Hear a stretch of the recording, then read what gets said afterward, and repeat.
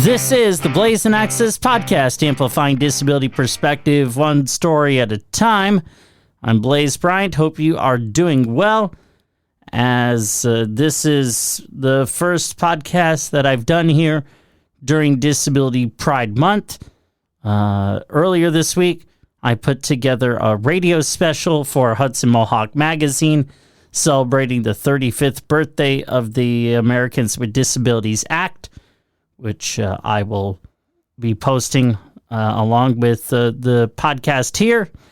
And I wanted to do this podcast specifically for a couple of reasons. Number one, because of timing on the radio, I didn't have time to really get into some of the commentary that I wanted to, because it was the full remarks of then President George H.W. Bush signing the ADA, which were really good. They were about 16 minutes long or so, and I found them really good, especially at the end. The walls of exclusion come tumbling down, and here we are 35 years later. And unfortunately, those walls of exclusion are, going back up. And that is because of, federally, the Trump administration and rolling back rights for people with disabilities. And here in New York State, we have a Democratic governor in Kathy Hochul who instructed her team to put on an Americans with Disabilities Act event, which they did, and they did an okay job. She wasn't there, but it was just sort of ironic because of everything that's happening with home care in New York State with the consumer-directed personal assistance program. But I'll start with the federal level stuff here first. Most recently, the president came out with an executive order. This is targeted at people with mental illness who are experiencing homelessness or unhoused. Those are the new politically correct terms, and I sort of resisted using those initially. I understand it now more because, really homelessness hopefully is a temporary thing. And essentially they just want to take people off the streets and put them into these institutional settings. You heard a few years ago New York City Mayor Eric Adams wanting to do something similar. So there's a trend, regardless of political party, to want to institutionalize people. We are really, frankly, turning back the clock here as we try to celebrate the progress under the ADA, which we have made. I mean, because of the ADA, there are curb cuts on most crossings or crosswalks for wheelchair users. Those little bumps that are on the crosswalks, those are actually for blind people like myself, so we can feel where we are. There are accessible pedestrian signals, the chirping buttons or the ones that will say walk sign is on to cross such and such street. And thankfully, because I have done as much advocacy as I have throughout my life, I've been able to get some accessible pedestrian signals installed in a few cases. Most recently in my neighborhood, where I live, it's a very busy intersection, and there were accessible pedestrian signals on my side where I need to cross over to the other side where they did not have them. And thanks to a friend of mine, I'm going to shout him out here, John Salka, who worked for the city of Troy under the previous mayoral administration and moved on to bigger and better things. He was able to connect me with the mayor and my city council representative and the common council president. It got done really quickly. I think it took about 2.5, 3 weeks, which is pretty good timing for getting an accessible pedestrian signal in place. So really appreciate the collaborative effort to make that happen. And I guess back to what's happening federally, blaming diversity, equity, and inclusion, DEI, for plane crashes that are happening and other things. It's just been, frankly, difficult to celebrate disability pride, especially in the backdrop of the big, beautiful bill, that so-called thing, which really is a big, ugly. And the way they did it is most of these requirements, Medicaid cuts and whatnot, are slated to take effect in 2027 after the midterm elections. And that's, in my opinion, done very politically, because if the House and Senate flip, then it's easy to blame the Democrats, which unfortunately both parties are equally guilty of blaming one another. And the value of being public servants, which is what politicians are supposed to be, that is secondary to self-interest, unfortunately. And I just feel it's very important to call that out. Here in New York State, I'll talk about the ADA event that I attended last week, and I wanted to play some audio for you. However, where the event was, because it had to be inside, it was a 90-degree day, and the sound was just atrocious. I tried playing with the audio. I couldn't do anything with it. And I usually am able to make this stuff work, but it just wasn't meant to be, I guess.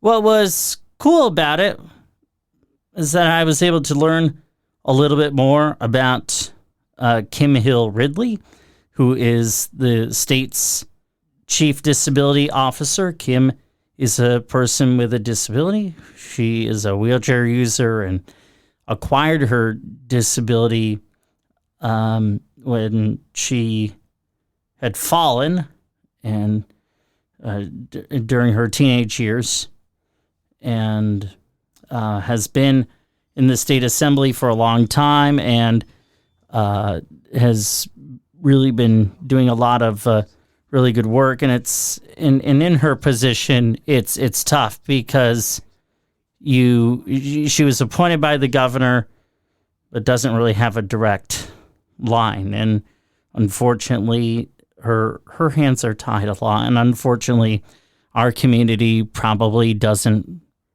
realize that as much as they should.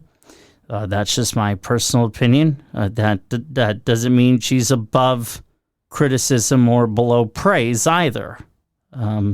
It's just the way it is, and these events and more disability history are being recognized with Kim being there than when she wasn't. I mean, that's just the facts, and she deserves a lot of credit for that.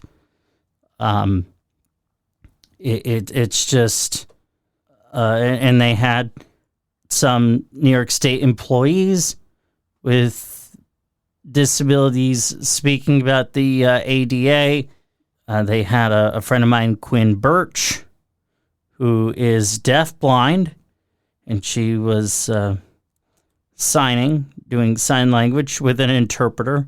And the way a deafblind person does sign language is they'll do so in the palm of the interpreter's hand.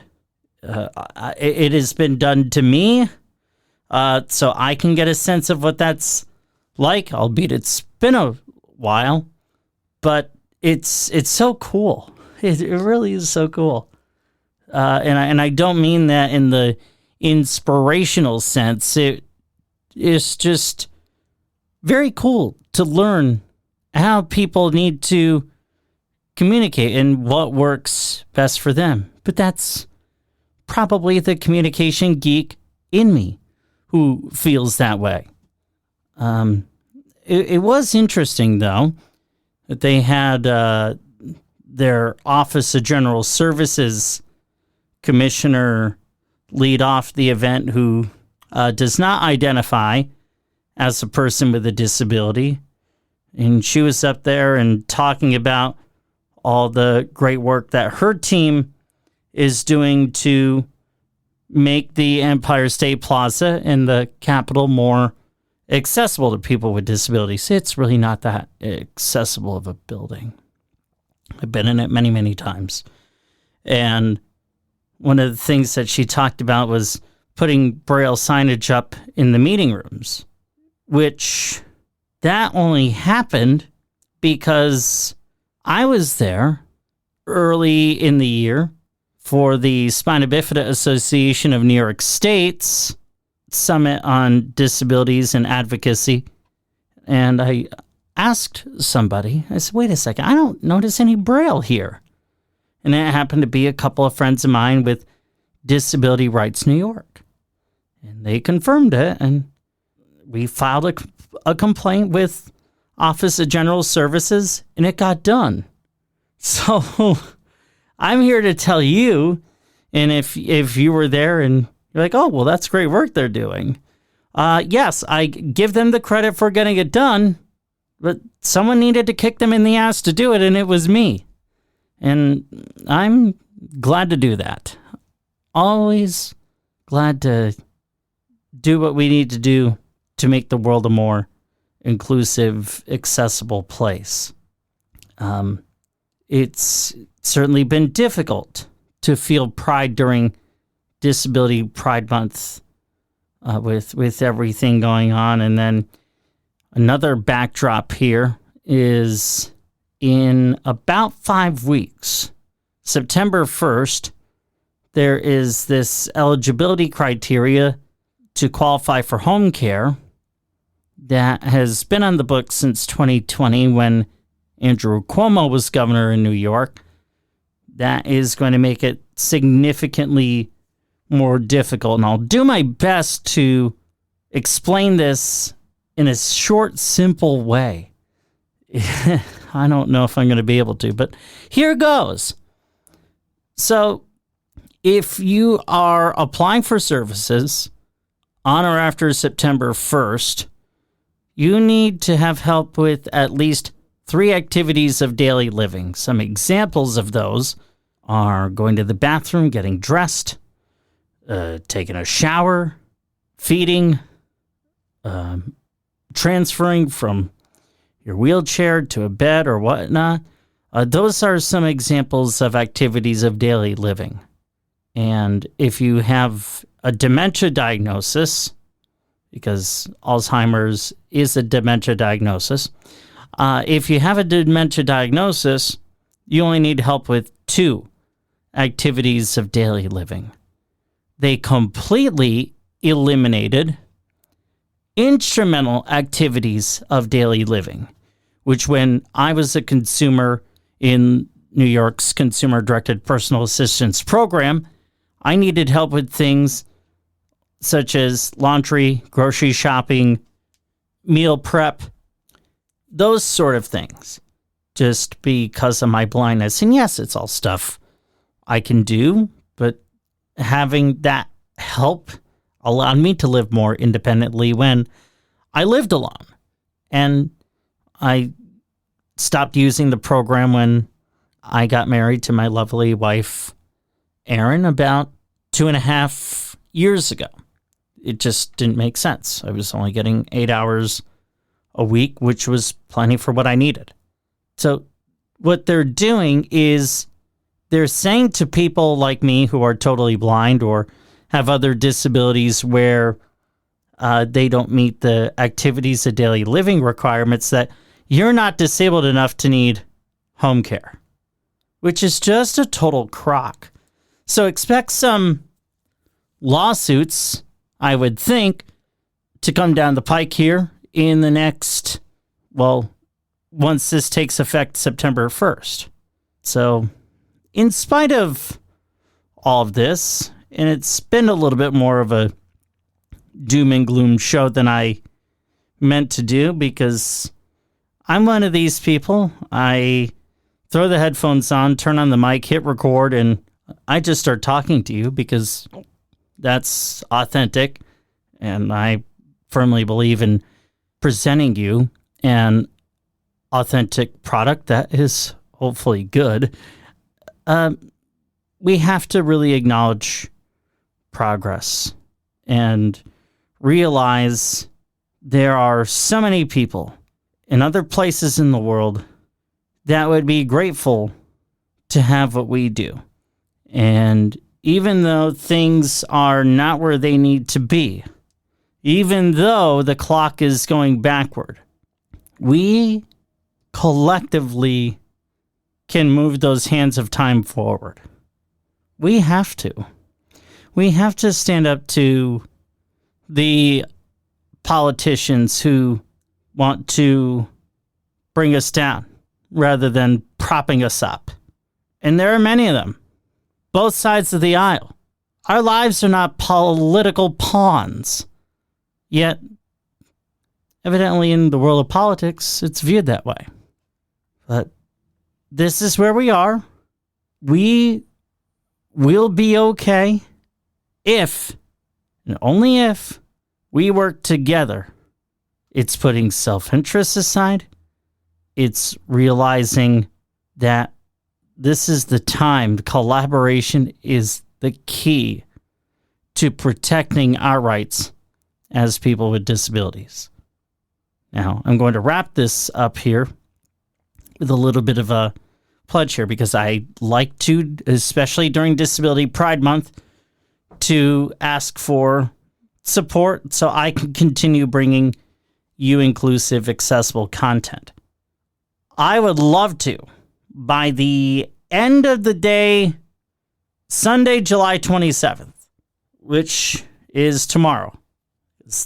The podcast is dropping on the 35th birthday of the ADA, July 26th. At the end of the day, on the 27th, I'd love to raise $350. That's very doable. I really think we can do it, and let's all do our part. How can you help? Blaizinshows.com, BLAISIN shows.com. I have a new website. There are so many payment options. You do whatever is comfortable for you.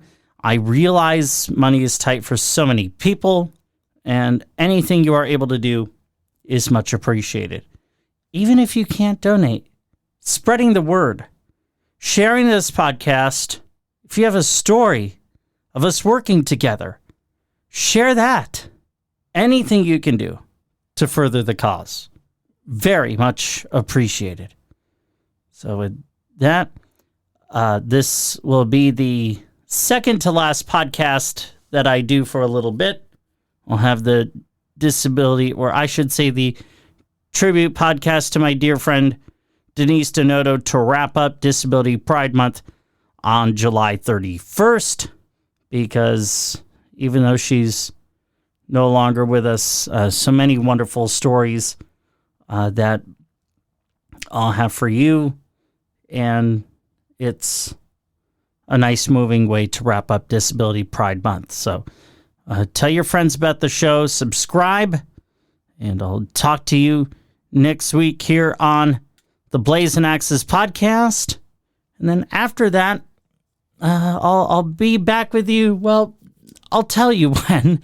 I really don't know, because our baby boy will be making his grand entrance into the world, and I'll be chronicling my journey as a newly blind parent, because it's really important that I share this. And Aaron and I are looking forward to talking about it more. because there's just been a lot of really good work that has gone into this, and look forward to sharing that with you.